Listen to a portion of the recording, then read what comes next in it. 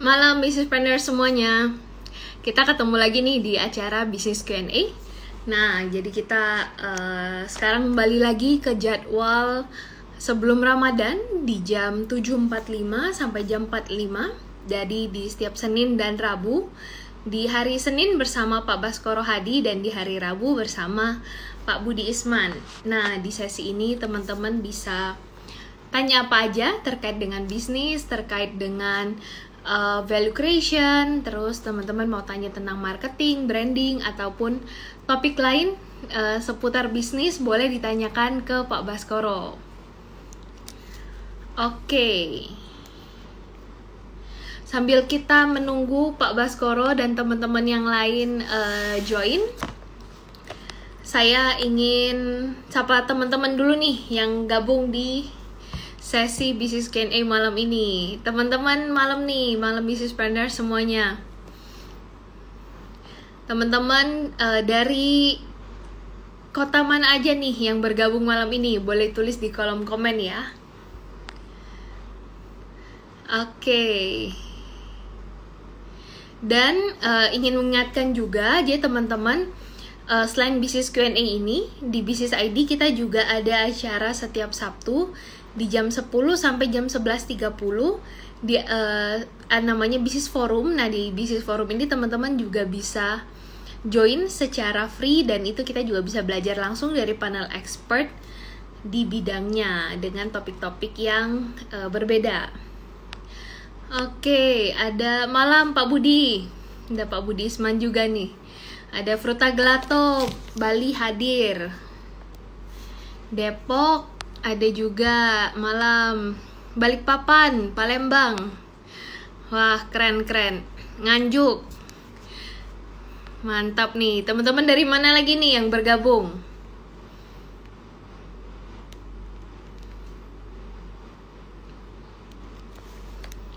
Malang. Oke, wah ada dari Banjarmasin juga, keren-keren. Sebentar, saya info ke Pak Bas. Sepertinya Pak Bas belum dapat notifnya. Oke, ada lagi dari Serang, Semarang, wah Jambi juga ada, Surabaya. Wah keren banget nih businesspreneurs yang hadir. Kotanya beda-beda semua, dari ujung barat sampai di timur ya, dari Bandung, Babat, Lamongan. Oke, kita connect dulu ya ke Pak Baskoro Hadi.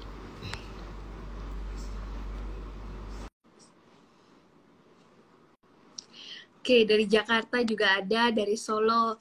Nah, teman-teman, jika teman-teman punya pertanyaan, nanti bisa ditulis di kolom komen. Malam, Pak Bas. Selamat malam, Mel. Apa kabar? Baik, Pak. Alhamdulillah. That's good.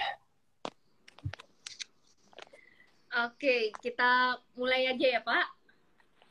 Ya, silahkan, Mel. Oke, malam Udah businesspreneur rame nih. semuanya. Kita ketemu lagi nih di acara Business Q&A. Jadi 1 jam ke depan teman-teman bisa tanya apa aja langsung ke Pak Baskoro Hadi. Jadi boleh tanya apa aja ya Pak ya. Mau terkait dengan value creation boleh, branding, marketing, atau pertanyaan lain, topik lain seputar bisnisnya teman-teman, itu silahkan. Oke. Iya, mohon maaf lahir batin juga teman-teman. Minggu lalu kita habis libur Idul Fitri ya, libur Lebaran. Senin ini mulai tancap gas lagi nih kayaknya. Oke, baik. Kalau gitu kita langsung mulai saja Pak Bas. Mungkin ada yang mau di-share dulu Pak sebagai opening. Yes, selamat malam, Melisa dan semua businesspreneur yang malam ini bergabung.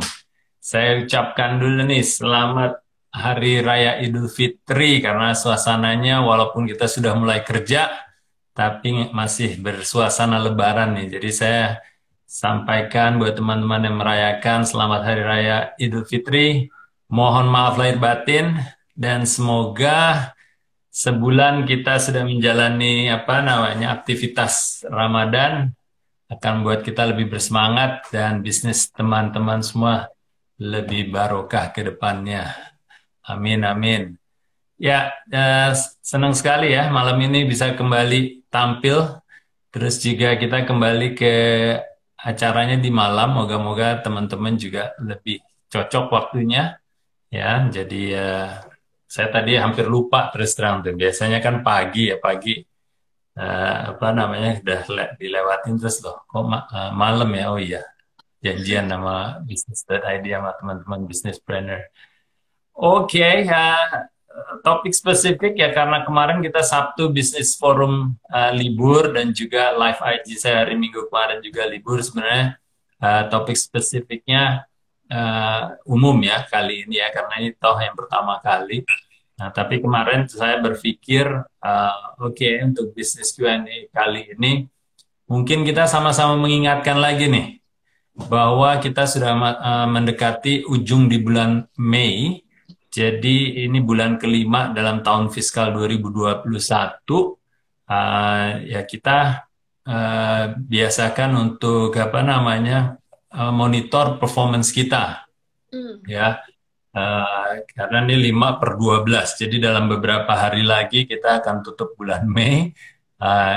Mei itu adalah 5/12 dari setahun. Jadi mungkin ada baiknya teman-teman melihat performa selama ini, performa berjalan atau kita suka sebutnya running rate ya. Apakah teman-teman sekarang sudah mencapai target bulan berjalan ya? Dalam artian targetnya itu di bulan kelima ini apakah sudah nyampe? Walaupun kadang-kadang kita berpikir oke, kalau dibagi 12 per bulannya, sekarang udah bulan kelima ya 5/12. Tapi kan sebenarnya kalau targeting itu kan tidak apa ya namanya, tidak straightforward seperti itu. Bisa jadi target kemarin di bulan Ramadan untuk produk-produk yang sensitif terhadap apa namanya festif, bisa jadi targetnya di bulan Ramadan yang mestinya 1/12 bisa jadi 2/12 bobotnya. Ya, jadi maksudnya kita tetap harus perhatikan di hampir tengah tahun ini performa kita seperti apa.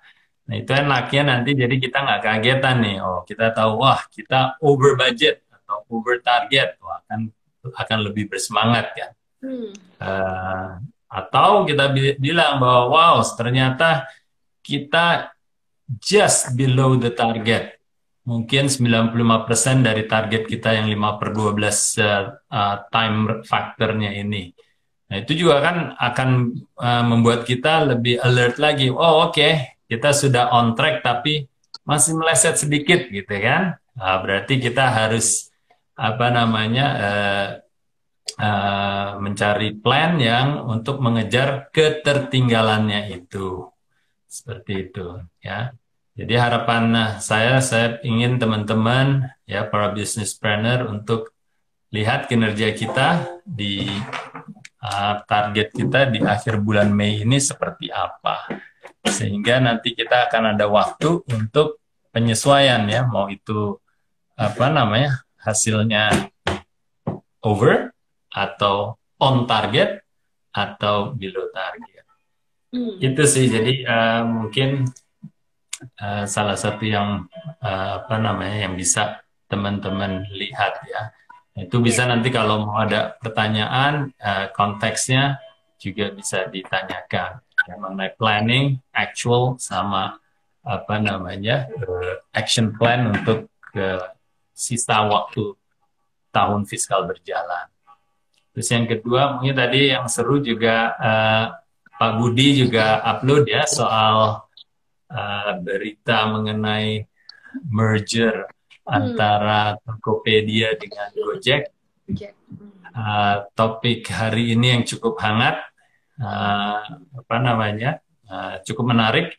Kalau ada pertanyaan, siapkan aja, nanti Pak Budi akan tampil di hari Rabu di Business Q&A dengan waktu yang sama. Kalau ada yang mau ditanyakan sekarang pun, saya siap untuk coba membantu menjawabnya. Jadi mungkin itu sih dua topik yang hangat yang saya pikir bisa menjadi stimulan ya untuk pembahasan kita malam ini. Sekali lagi, kalau pertanyaannya seputar marketing bisa, seputar branding bisa, seputar business in general tentunya juga sangat bisa sekali. Gitu, Mel. Silakan, Mel. Kita cari mungkin ada. Atau Oke. mungkin mulai dari Melisa dulu, Mel. Melisa bisnisnya gimana, Mel? Si Berry. Jadi mungkin bisa share juga. Gimana di trackingnya 5/12 waktu ini? On target, below, atau above? Kalau secara bulannya sendiri itu memang biasa kita predik itu kalau berdasarkan forecast dari tahun-tahun sebelumnya itu biasanya memang sebelum Lebaran itu biasanya ada Hmm. kenaikan tuh kalau di kita. Jadi Hmm. terutama waktu menyambut Ramadan itu kan banyak yang ingin foto produknya gitu Hmm. untuk hampers untuk apa aja itu biasanya tinggi tinggi sebelum Lebaran dan biasanya setelah Lebaran apalagi 1 minggu nih setelah libur Lebaran itu biasanya memang lebih slowing down gitu. Jadi mungkin karena masih belum full operation atau juga mungkin ada timnya yang masih siap-siap gitu. Jadi kalau kita lihat sih trennya kurang lebih masih sama Pak dari tahun lalu gitu. Jadi masih on target. Oke. Jadi On kita target. iya, jadi based on targetnya kita lihat juga dari history dari tahun-tahun sebelumnya gitu. Jadi setiap bulan, terutama kalau ada Lebaran itu ada dampak lah gitu. Hmm. Hmm. Kan enaknya gitu ya, Mel, ya, kalau kita sudah ngikutin tren, historis Hmm. kita udah tahu. Jadi expectation kita juga tidak melenceng ya di kala Lebaran ini. Seminggu atau 2 minggu setelah Lebaran itu memang trennya menurun, memang that's expected atau predicted. Jadi kita yang pasti enaknya nggak perlu panik kan, karena emang kita udah tahu trennya akan seperti itu ya. Mm-mm. Iya benar Pak. Hmm. Oke Pak Bas. Kita ke pertanyaan dari yang di IG Feed dulu ya Pak. Ada satu pertanyaan Yap. dari Kapaninja. Oke. Apakah direktur atau CEO harus selalu minta persetujuan owner perusahaan untuk mengambil keputusan finansial, Pak? Jadi ceritanya CEO atau direkturnya itu berbeda nih dengan ownernya gitu. Jadi apakah perlu selalu persetujuan owner jika mengambil keputusan finansial? Jawabannya seharusnya tidak. Jadi kalau dalam dunia profesional atau korporasi, CEO itu memang yang bertanggung jawab terhadap operational keseharian, operasi keseharian dari perusahaan itu. Ya, jadi apa namanya, owner is a owner, professional is a professional. Jadi kalau sudah berjalan perusahaan itu dengan bentuk yang profesional, segala bentuk operasional itu akan dijalani dan dikepalai oleh CEO tersebut. CEO itu juga bagian dari apa namanya, board of directors biasanya ya, dewan direksi, dan biasanya dewan direksi itu dalam kesehariannya menjalani kegiatan operasionalnya itu ya apa namanya, sepenuhnya di tangan CEO. Memang akan ada pertanggungjawaban nanti dengan Dewan Komisaris ya. Dan di saat itu biasanya dilakukan, kalau saya dulu waktu di FNN bisa 3 bulanan, bisa 6 bulanan, itu kita istilahnya update ke Dewan Komisaris bahwa ini yang terjadi, we're on track, atau kalau lagi ada krisis, ini adalah plan contingency plan-nya. Nanti kita akan bilang bahwa ini akan kita lakukan. Biasanya Dewan Komisaris juga ya sebagai penasehat, dia akan apa namanya, memberikan feedback dan seterusnya. Tapi dalam keseharian operasional mengambil keputusan itu ada sepenuhnya di tangannya CEO. Seperti itu. Ya. Oke. Ini Pak Budi ada komen nih. Kalau bisnis sirup jualannya 3 bulan saja setahun, terutama bulan puasa dan lebaran.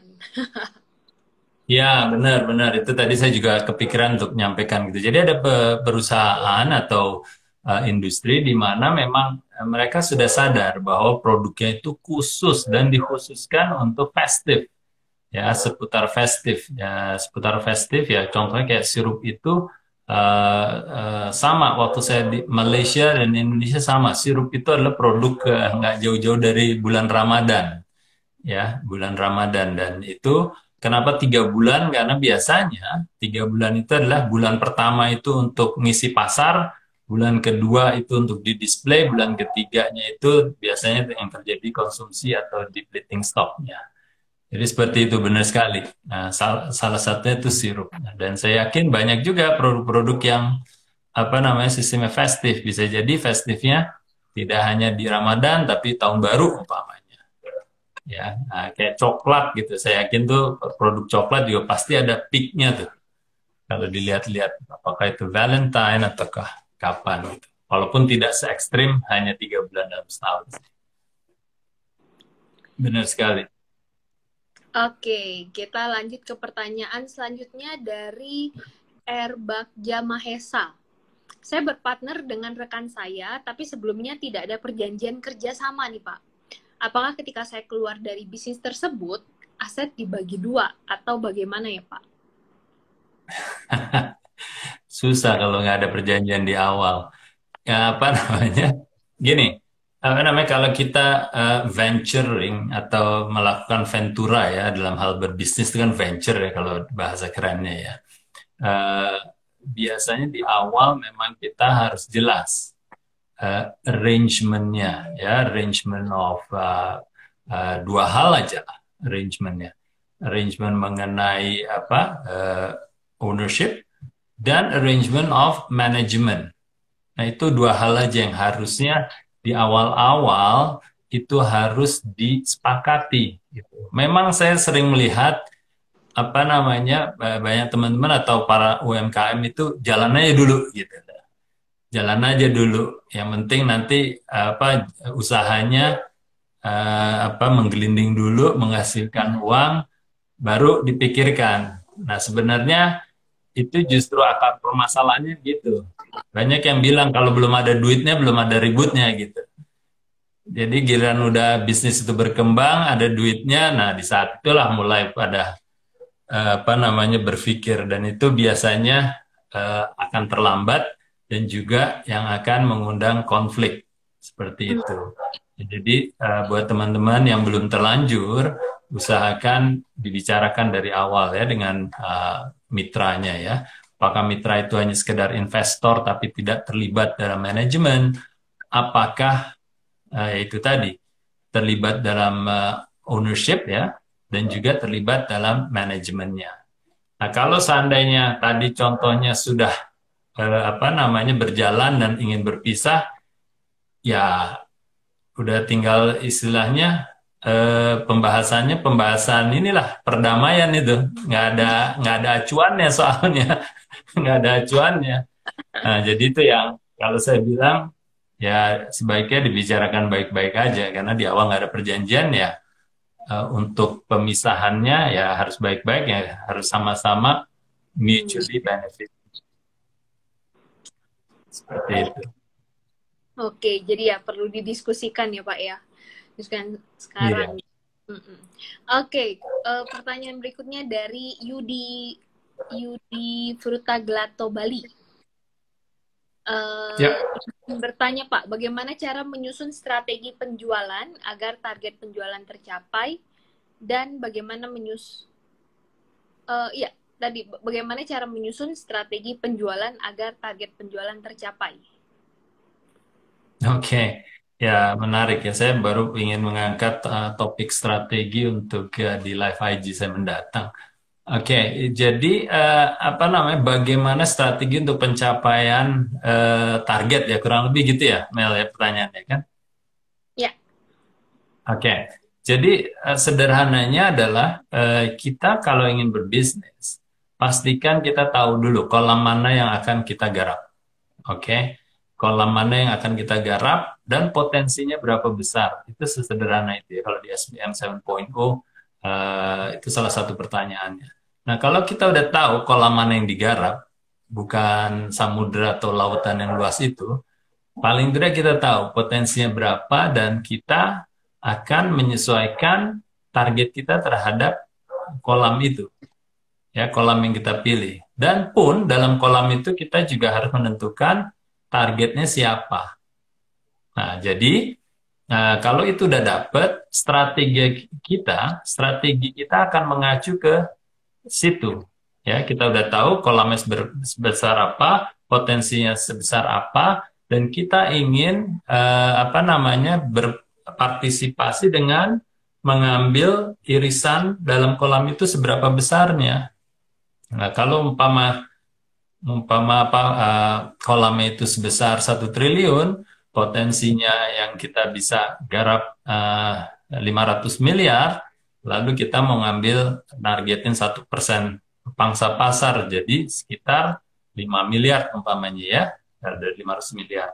Nah, dari 5 miliar itu kita udah jelas, nah strateginya kita harus menyesuaikan itu. Nah, yang 5 miliar itu siapa sih yang kita targetin, apakah yaitu tadi segmentasinya siapa. Nah, kalau urut-urutannya itu kita udah dapetin, kita udah semakin bisa membuat strategi yang lebih tajam. Ya, garis besarnya seperti itu.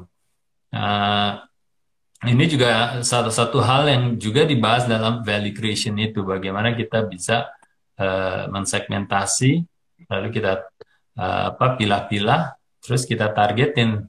Tapi kita udah tahu di kolam yang mana dulu, kan? Seperti itu. Oke, baik Bapak. Kita lanjut pertanyaannya dari di kolom question nih, dari Scone Cookies. Sejauh apa kontribusi planning dalam merubah misi atau visi dengan mempertimbangkan perubahan pasar? Oke, jadi mana yang lebih dulu nih, visi misi atau perubahan planning yang merubah visi misi? Oke, jadi biasanya kita mulainya itu dari purpose ya. Sebenarnya niat kita tuh apa? Niat kita tuh apa untuk melakukan bisnis yang akan kita jalanin? Jadi purpose, tujuannya tuh apa? Itu dulu. Habis itu kita punya vision.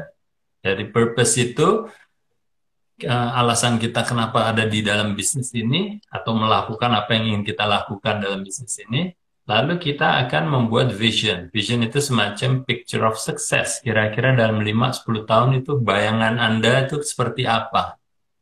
Ya. 5, 10, 15, atau 20 tahun itu vision. Jadi gambaran bisnis Anda tuh Anda harus punya gambarnya seperti apa. Lalu dari situ kan kita biasanya punya misinya. Jadi kalau udah punya niat ya, purpose, kenapa kita ada di bisnis ini, kita punya gambaran besarnya, picture of success dalam waktu yang Anda tentukan sendiri, bisa 5, 10, 15, 20 tahun. Nah, dari situ kita akan punya misi. Nah, misi saya adalah untuk mencapai vision dan purpose itu. Oke. Nah, kalau waktu itu saya juga pernah bahas di live IG saya, intinya adalah kalau kita udah dapat purpose-nya, umpama the goodness of life, terus vision-nya adalah menjadi premier food company in this planet umpamanya. Lalu mission-nya bagaimana untuk mencapai itu, bisa jadi kita sudah mulai membahas sedikit mengenai jenis produk atau jasa yang ingin kita hadirkan. Contohnya waktu yang saya kasih gambaran adalah antara Nestle dengan Fonterra. Kalau Nestle, dia berkecimpungnya misinya di food. Jadi food semuanya. Kalau di Fonterra, dia lebih mengerucut lagi.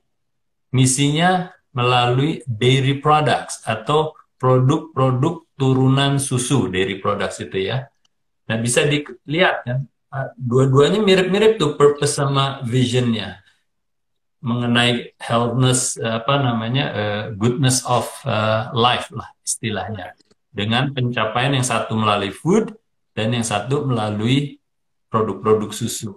Nah, kalau itu udah jelas, paling nggak kita udah tahu kan, oh Nestle itu kira-kira bentuk perusahaannya lebih jelas.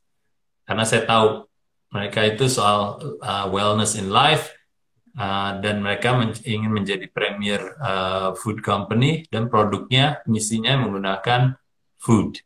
Kalau Fonterra sama wellness in life, terus juga menjadi premier tapi menggunakan produk yang lebih spesifik yaitu produk turunan susu. Nah setelah itu udah terjadi, nah baru turunannya adalah perencanaannya itu. Ya kita akan bangun yang namanya values dari produk offering kita ya. Jadi penawaran apa yang kita ingin tawarin konsumen. Nah, dari situ akan turunannya ya strateginya itu. Berjalan itu terus yang akan mungkin berubah, value-nya itu ada di tingkat bisa fiturnya bisa kita sempurnakan, benefitnya bisa kita sempurnakan, bahkan motivasi dari konsumen itu bisa terus berkembang, akhirnya kita dapetin. Nah, jadi biasanya mulainya itu dari purpose, vision, mission, lalu ke value of product offerings. Walaupun ada di tengahnya juga ada yang namanya core values yang sifatnya untuk organisasi ya, bukan values untuk product offering. Itu juga ada turunannya lagi dari purpose, vision, dan mission, dan core values. Nah, tapi kalau tadi ditanyakan mengenai perencanaan strategi itu, apakah akan mempengaruhi purpose, vision, mission itu? Itu sebenarnya lebih kebalik. Yang ada adalah seharusnya purpose, vision, mission itu yang akan mendikte value dari apa yang kita tawarkan, dan tentunya turunannya, strateginya, taktiknya itu akan menyesuaikan dari yang di atas. Gitu. Jadi biasanya nggak kebalik kayak gitu. Oke? Mungkin Mel, banyak juga teman-teman yang merasa bahwa oh kan saya selama ini belum punya purpose, vision, mission sama core values kan. Padahal saya udah jualan dan itu udah beberapa tahun. Betul, Pak. Ya kan? Nah, itu nggak masalah. Nggak masalah. Justru waktu itu saya sempat bahas bahwa seyogianya teman-teman itu sebenarnya sudah punya purpose, vision, mission, dan core values-nya itu. Hanya tidak dicurahkan, ya, tidak dimaklumatkan, ya, tidak dituliskan gitu. Saya yakin para owner kebanyakan ya, mungkin juga nggak semua, tapi kebanyakan pasti ada deh purpose, vision, missionnya yang sudah terfikirkan, hanya tidak dimaklumatkan.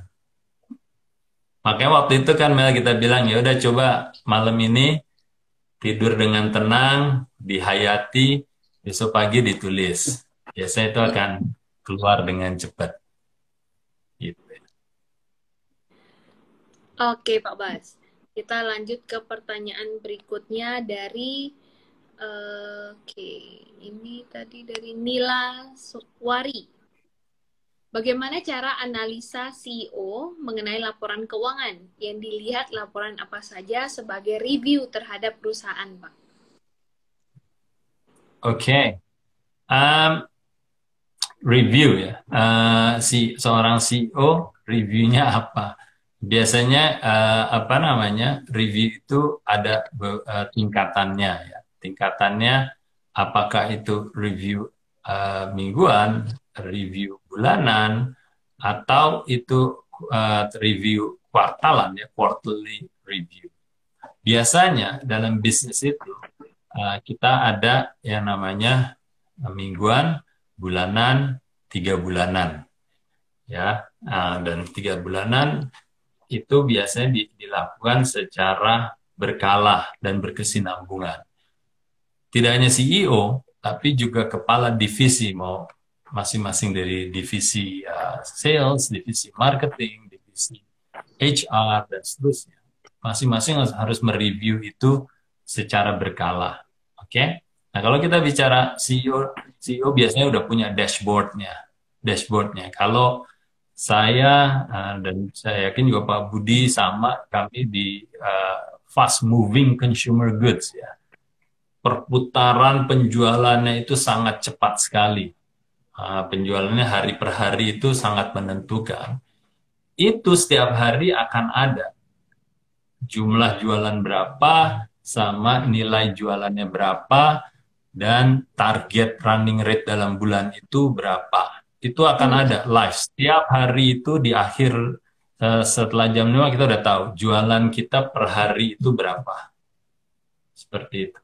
Nah, nanti di menjelang akhir bulan biasanya kita udah tahu tuh running rate-nya umpama udah 3 minggu, 3/4 bulan gitu kan.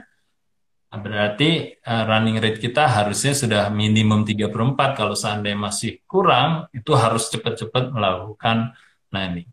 Jadi kembali ke pertanyaan, apa yang direview oleh seorang CEO? Yaitu yang terdekat dan yang secara berkala itu adalah sales dari penjualan harian itu akan dipelototin terus biasanya seorang CEO. Oke. Nah, nanti kalau udah per bulan biasanya ngelihat market share-nya, ya, pangsa pasarnya. Ini kalau saya bicara korporasi yang sudah besar dan juga apa namanya sudah punya alat-alat untuk mengukur itu semua. Betul. Intinya sebenarnya bukan masalah apakah itu market share atau apa, tapi paling tidak indikator-indikator penjualan kita terhadap apa yang ingin kita capai. Oke. Nah, jadi jualan dan financialnya. Financialnya ya jualan yang uangnya berapa yang masuk gitu. Itu yang harus di-track terus, yang berkala. Nah, nanti sama. Per 3 bulanan juga sama ujung-ujungnya. Walaupun ada KPI-KPI lainnya, ya. Contoh umpamanya, kadang-kadang ada satu perusahaan yang sedang meluncurkan inisiatif baru. Inisiatif baru, mungkin varian baru, format baru, itu juga akan di-track kalau seandainya itu sedang berjalan. Atau kadang-kadang mau ekspansi ke pasar dengan geografi yang baru, itu juga di-track.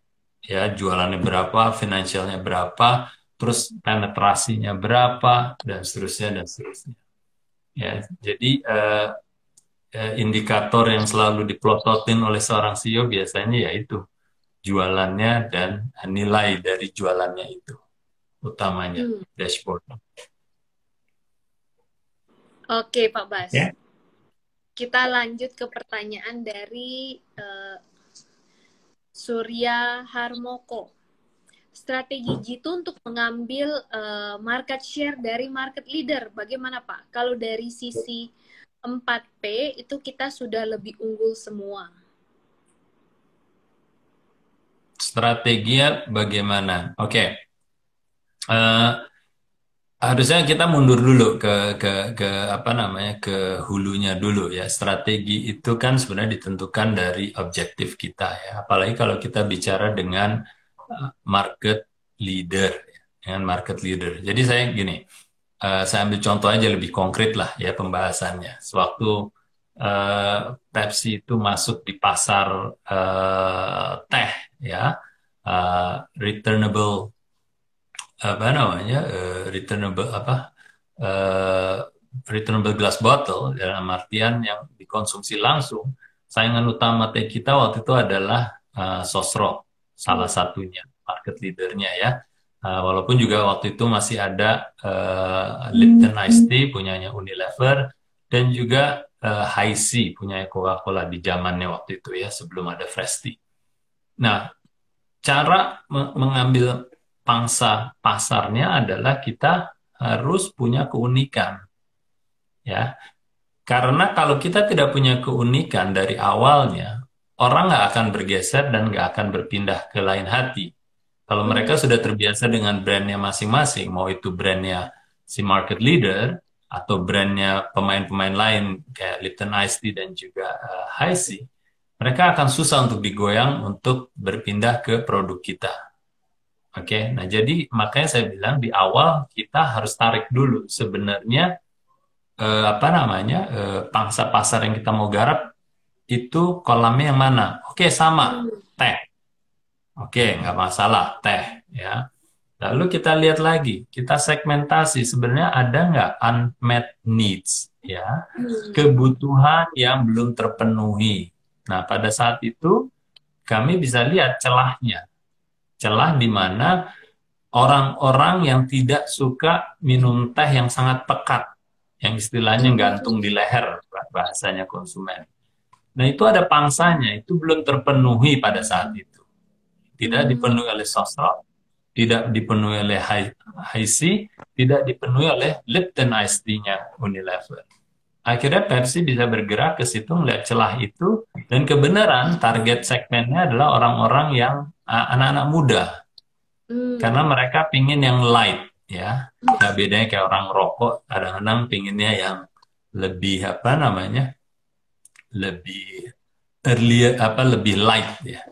Nah, ini sama, berlaku juga. Jadi, nggak semua orang yang kita anggap pencinta teh itu puas dengan yang apa ada yang di pasaran. Rupanya ada segmentasi yang ternyata juga cukup besar, yang inginnya itu tehnya ringan, gitu. Dan lebih manis, relatif lebih manis.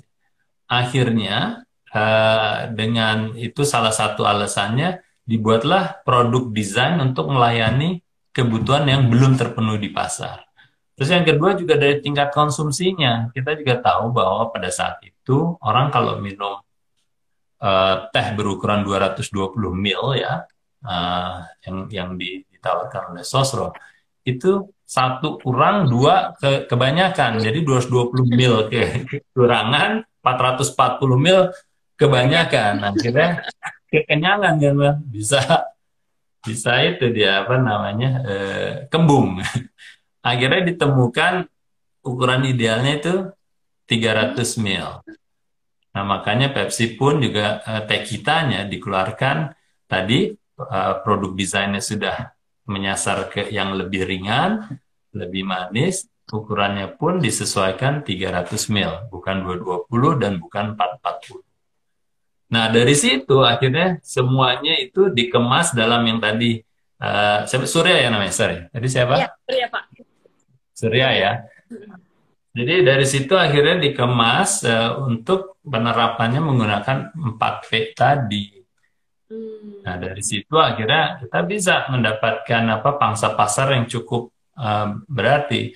Di Jakarta tidak lama waktu itu, sekitar 12-15 bulan, itu teh kita udah menjadi minuman teh kemasan nomor 2, ya, mengalahkan Lipton Ice Tea dan mengalahkan Hi-C pada saat itu.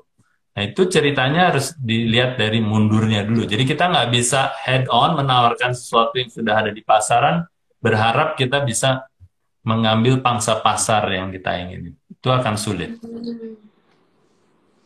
Ya. Jadi, kalau kita tahu unmet needs ya Pak ya, ada kebutuhan lain yang belum dipenuhi nih oleh si market leader itu jadi celah ya, atau kesempatan kita untuk masuk gitu. Oke, kita lanjut ke pertanyaan dari success people nih Pak. Bagaimana cara yang tepat mengkomunikasikan value proposition kita ke konsumen hingga tahap call to action? Oke. Ya, jadi value proposition bagusnya kalau udah dapet, udah kita tahu kekuatan kita melalui value yang akan kita tawarkan, tinggal challenge-nya adalah untuk mengkomunikasikannya ke konsumen. Bahkan kalau saya suggest adalah di atas komunikasi itu adalah promosi. Jadi kita harus mengkomunikasikannya itu dengan format promosi. Apa itu yang membedakan promosi? Ya, ini udah beberapa kali buat teman-teman yang rajin mendengarkan saya, selalu saya sampaikan bedanya promosi dan komunikasi itu adalah promosi ada tingkat persuasi dan ada call to action-nya. Ya, jadi jangan hanya sekedar berkomunikasi tapi berpromosilah. Ya, ada sisi persuasinya kepada konsumen dan ada dorongan mereka untuk call to action. Jadi mereka diingatkan bahwa oke, kita sudah punya value proposition yang secanggih ini, tanda kutip, dan ini sangat mengena sesuai dengan value yang Anda cari, ya, motivasi Anda terhadap produk kita. Oleh karenanya make a move, ya, make an action untuk mencoba. Nah, biasanya untuk mencoba itu insentifnya macam-macam. Ya, insentifnya bisa dari yang sekedar hanya kita membuat iklan yang sangat menarik kontennya, ya, membuat storyline-nya sangat menarik, copywriting-nya sangat menarik, tapi juga mungkin kadang-kadang kita selipkan penawaran khusus, contohnya beli satu dapat satu umpamanya, atau apa untuk masa tertentu di hari Ramadan ini berbukalah dengan apa yang segar-segar, contohnya produk kami ini, kayak gitu. Atau yang tadi jualan sirup yang 3 bulan itu, oke saatnya buka puasa makan buah yang segar. Buah segar tanpa ada sirupnya kurang menyegarkan umpama kayak gitu. Itu adalah call to action. Jadi kita harus konsisten dan selalu apa namanya meyakinkan konsumen dengan alat promosi kita yang kita miliki itu tadi, menggunakan value proposition itu. Medianya di mana ya kita harus cari, kita sesuaikan di mana target kita atau target audience kita berada. Dan itu salah satunya apa namanya yang kadang-kadang suka terlupakan nih untuk teman-teman nih. Kadang-kadang udahlah IG aja semua gebrol aja semua di IG semua gitu ya. Padahal sebenarnya IG bukan salah satunya channel yang mereka berada. Mereka bisa di channel-channel lain yang kalau kita coba pelajari bisa jadi ketemu gitu channel apa mereka yang juga sering mereka pantengin gitu loh. Ya, jadi kontennya harus kuat, media channelnya harus relevan terhadap target audience kita. Oke Pak Bas, kita lanjut ke pertanyaan dari Ingredient X. Pak, selama ini varian produk kami terjual secara merata, jadi best seller produk itu nggak terlalu menonjol. Apakah perlu menonjolkan satu produk tertentu sebagai icon agar ada semacam icon yang lebih kuat gitu Pak? Wow, ini ada berapa varian ya? Siapa dengan siapa tadi? Tadi dengan Ingredient X. Ingredient X. Ingredients jualannya apa nih? Ingredients apa nih? Variannya berapa nih? Nah, mungkin boleh ditulis di kolom komen ya. Ada berapa varian nih saat ini? Ya, karena biasanya apa ya? Tidak umum ya, semua variannya merata. Biasanya ada hukum Pareto. Biasanya ada hukum Pareto, tapi ya, 13 Pak katanya. 13, masa 13-13-nya merata sih? Coba, masa 13-13 merata? Saya nggak terlalu yakin ya, 13-13-nya sepertiga belas semua dari revenue-nya, dari profit-nya, seperti itu. Sebenarnya, produknya itu dried herbs. Dried herbs, oke. Biasanya harusnya ada itulah Pareto, tapi nggak apa-apa. Apa namanya? Kalau memang seperti itu kenyataannya, yang mana saya pikir kemungkinannya kecil sekali. Coba dilihat deh, ya dari Pareto revenue-nya, Pareto volume unitnya, Pareto dari profitnya, pasti akan terbentuk. Yang mana yang menghasilkan cuan terbesar, pasti ada. Ya. Walaupun saya nggak bilang bahwa kita hanya harus fokus pada itu juga. Tapi yang terpenting kita harus paham dulu SKU atau variant mana yang menghasilkan cuan buat kita. Kita harus tahu. Yang menghasilkan volume buat kita tapi bukan revenue atau profitnya yang mana juga kita perlu tahu. Ya. Nah, dari situ nanti itu biasanya kita akan tetap mendorong yang menghasilkan profit terbesar buat kita. Karena itu adalah core business kita, core variant kita, yang membayar gaji kita, yang menghidupi perusahaan ini. Karena that's how it is kan, ya. Kita kalau nggak ada profit, gimana bisa hidup perusahaan ini kan? Nah, tapi yang lain-lain, yang kalau seandainya volumenya itu tinggi, bisa jadi itu ada apa namanya tujuan strategis. Tujuan strategisnya bisa jadi bukan untuk datengin profit, bisa jadi bukan untuk datengin revenue atau sales omset ya, sales revenue ya. Tapi bisa jadi yang tadi karena volumenya kontribusinya terbesar, walaupun sekali lagi tidak menghasilkan profit atau revenue yang cukup besar, itu mungkin ada tujuan tertentu yang strategis. Ya, saya selalu ngambil contoh pada saat waktu itu McDonald masuk ke Indonesia, dia menggunakan es krim yang zaman dulu di awal tahun 90 kalau saya nggak salah ya, McDonald masuk ke Indonesia ya. Eh, itu es krimnya harganya berapa? 500 rupiah. Oke. Nah, itu kalau saya yakin kalau dilihat dari Pareto revenue sama profitnya nggak masuk ke 80% dari total apa yang ditawarkan McDonald. Tapi ada fungsi atau strategis, tujuan strategis di mana itu untuk mengundang traffic masuk ke McDonald-nya. Ya, nah itu maksud saya paling nggak kita harus tahu dan kita harus mendesain varian-varian itu untuk tujuan bisnis kita. Ya, baik itu untuk profit generator ataukah itu untuk revenue generator atau hanya sekedar traffic generator tapi nggak yang keduanya tadi. Gitu. Oke. Tadi kita sempat Pak Bas sempat bahas tentang Pareto nih Pak. Ada pertanyaan dari Mas Surya. Jadi apakah Pareto yang harus lebih diunggulkan Pak? Oke, jadi Pareto itu memang selalu menjadi andalan karena akhirnya kita tahu. Karena gini, Surya, banyak teman-teman itu yang analisanya nggak sampai ke situ. Karena ujung-ujungnya yang penting gue jualan, yang penting gue dapet duit. Gitu. Tapi kan yang disayangkan adalah kita nggak tahu sebenarnya yang menghasilkan uang untuk buat kita itu yang mana. Gitu.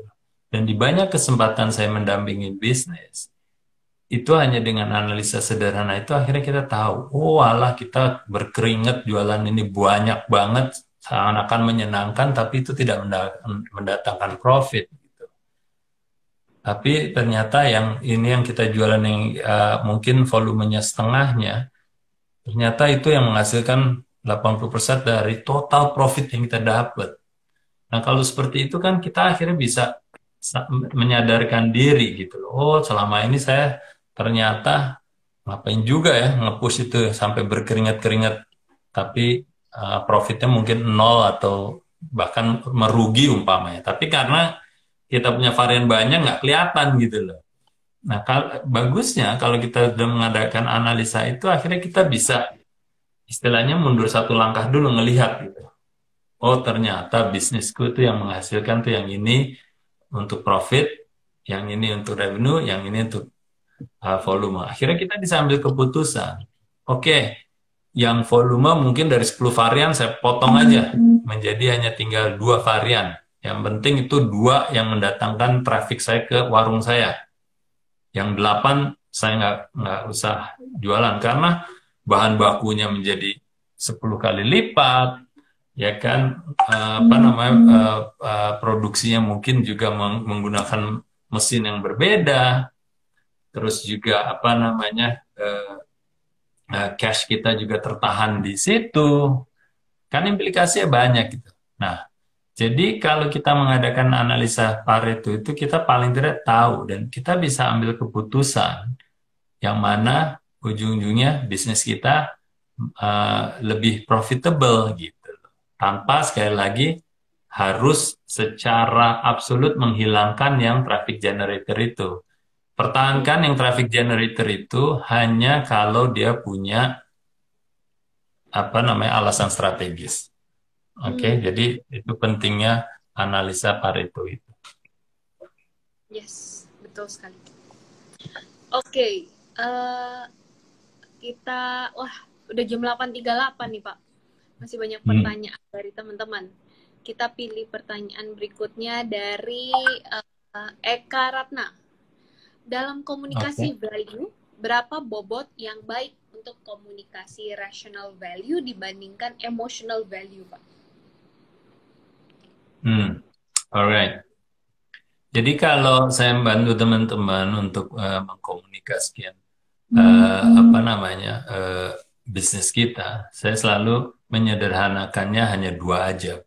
Bukan antara emotional sama functional value, tapi yang lebih sifatnya tematik versus skematik. Itu yang lebih mudah dipahami dan lebih mudah untuk kita mengatur perencanaan kita dalam berpromosi. Oke. Nah, kenapa saya membedakan hanya dengan dua sederhana itu? Karena di value itu, ya, dalam value itu sebenarnya sudah mencakup semua benefit, mau itu functional ataupun emotional benefit. Ya, ujung-ujungnya yang tertinggi dalam value itu adalah motivasi yang kita bisa dapatkan dan yang kita bisa komunikasikan dalam kerangka value penawaran bisnis kita. Oke, jadi nggak perlu dibedakan antara functional sama emotional, karena itu udah tercakup semua di situ. Yang mana utamanya kalau di value itu adalah motivational, yang lebih emotional, yang lebih intangible, dan seterusnya. Oke, kalau yang functional dia biasanya di strata value yang kita ciptakan itu biasanya strata yang lebih rendah. Ya, tingkatannya masih di fitur atau di benefit. Makanya ada istilah emotional benefit, functional benefit, economical benefit, dan seterusnya. Oke? Nah, jadi apa itu sudah harusnya terangkum atau terkonsolidasi di value. Nah, tadi yang saya sampaikan adalah sebaiknya kita pecahnya adalah schematic sama thematic. Oke? Schematic dan thematic. Nah, apa itu? Schematic itu adalah sifatnya yang bersifat taktis, ya.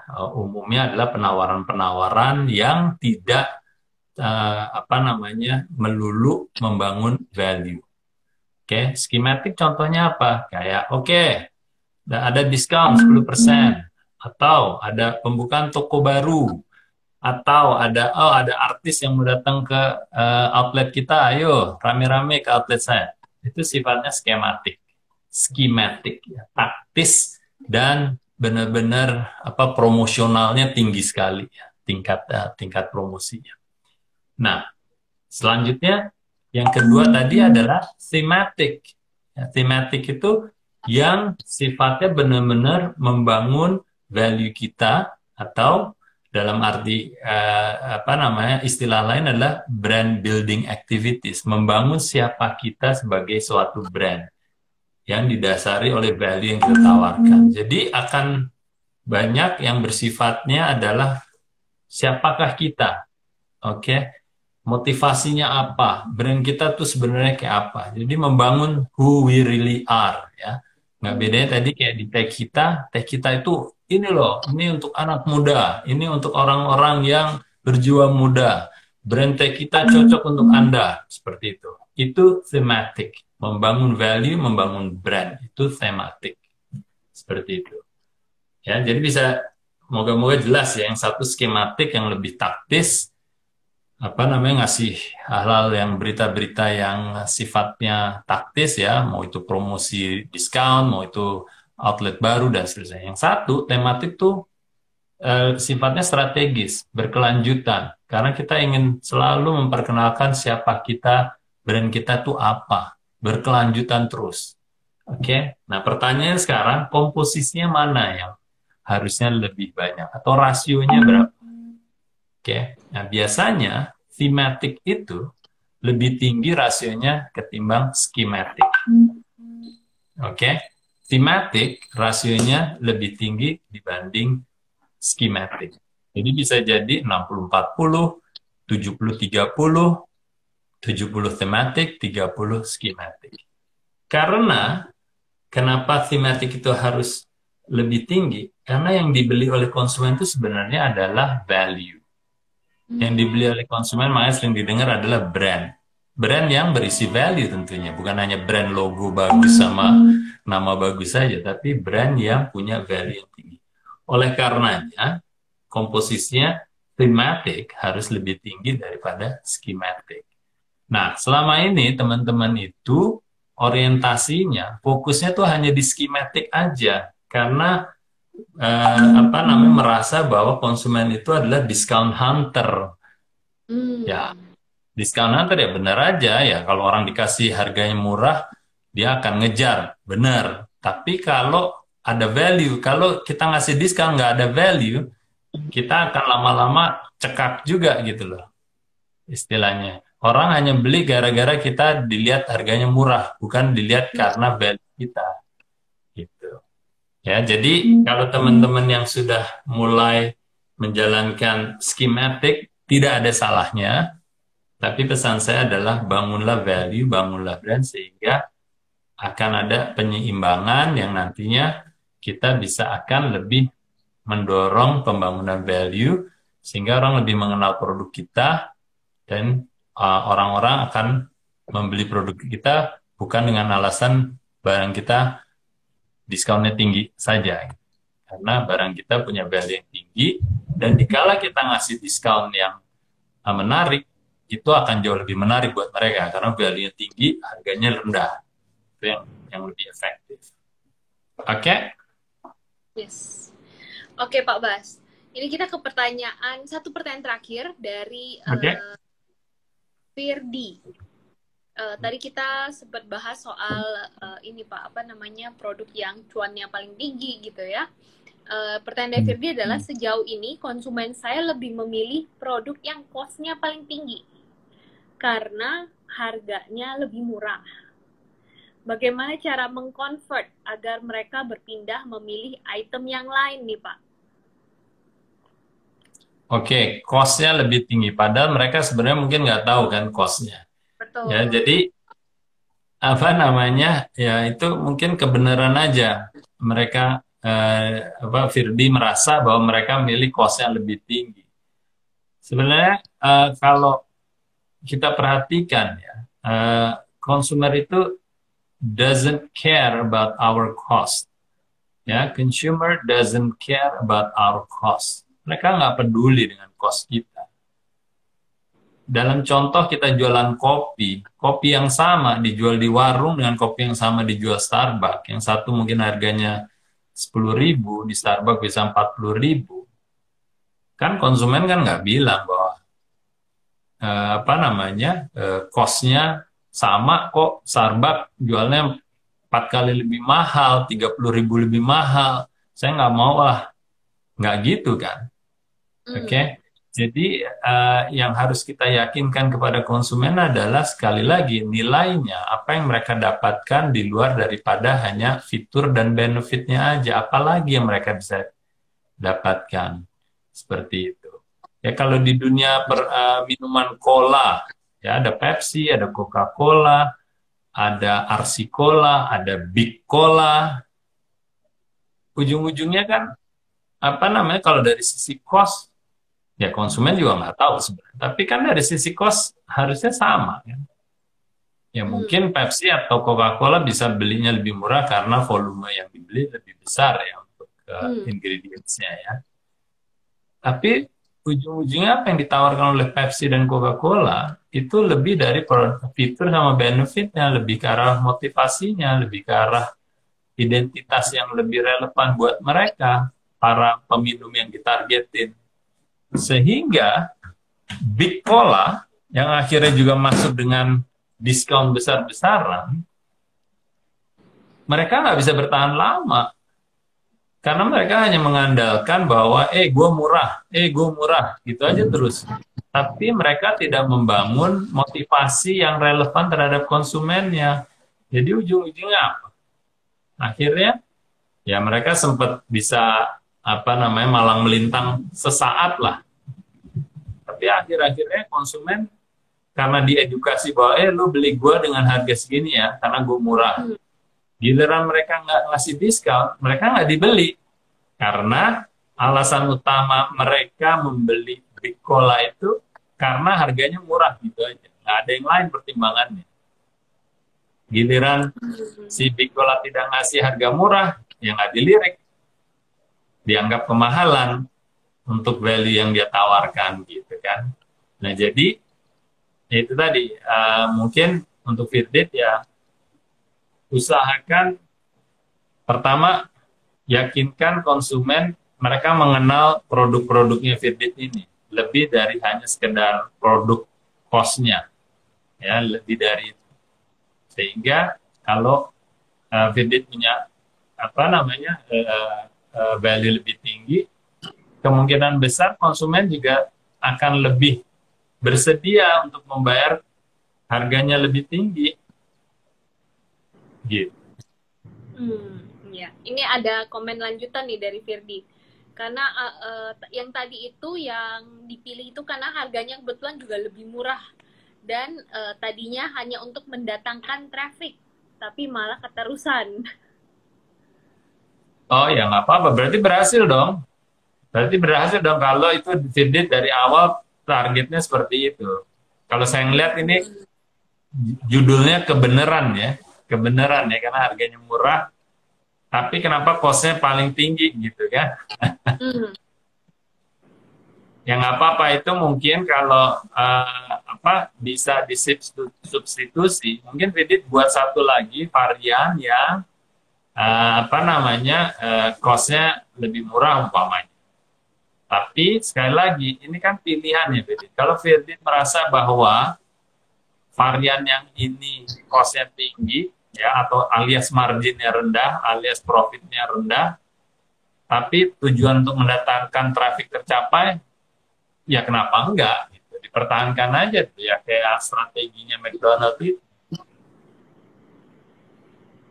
Kenapa tidak? Yang penting total bisnisnya dihitung dari bisnis keseluruhannya, kredit aman kan, portfolionya kan aman kan gitu kan. Masih ada yang mendatangkan revenue, masih ada yang datangin profit yang besar kan harusnya ya. Itu yang harus dilihat gitu. Oke Pak Bas, itu pertanyaan terakhir untuk di sesi ini. Nggak terasa jam 8.51 nih kita sekarang Pak. Iya ya. Pak Bas, thank you business partner semuanya yang sudah sangat antusias nih di hari ini. Kita ketemu lagi di Business Q&A di hari Rabu di jam 7.45 malam, di jam yang sama seperti hari ini bersama Pak Budi Isman. Dan di hari Sabtu kita juga ada Business Forum nih. Di Sabtu ini seru nih, kita akan ada sesi bersama Mas Dodi Zulkifli. Wow. Nah, jadi besok kita akan buka pendaftarannya, teman-teman bisa cek Instagramnya Business ID. Thank you Pak Bas, thank you Business Planner semuanya. Thank you Mel, thank you Business Planner. Sampai ketemu lagi, semangat terus ya.